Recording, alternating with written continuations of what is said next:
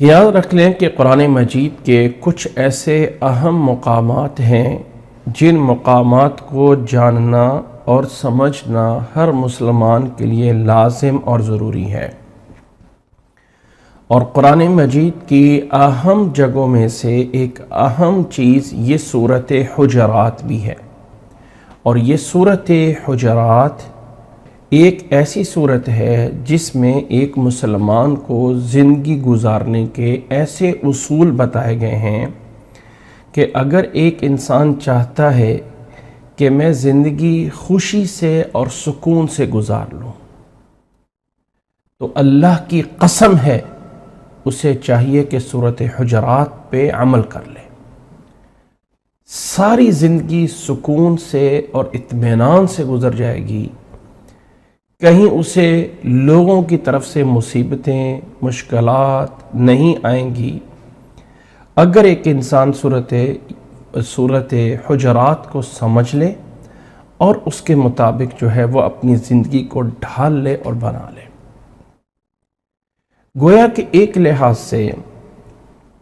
وہ دین جو عمل کرنے والا ہے، وہ دین جو عملی طور پہ کرنا ہے، بجا لانا ہے، وہ اس صورت کے اندر موجود ہے۔ اخلاق، انسان کی عادات کو سنوارنا، انسان کے لوگوں کے ساتھ معاملات کو سیدھے رکھنا، اللہ کے بارے میں، اللہ کے رسول صلی اللہ علیہ وسلم کے بارے میں معاملات کیسے ہونے چاہیے، یہ سارا کچھ اس صورت میں بیان موجود ہے۔ تو سورۃ حجرات ایک ایسی صورت ہے جس کا میں سمجھتا ہوں کہ جو انسان اپنے بچوں کو چاہتا ہے نا کہ میرے بچے با ادب بن جائے،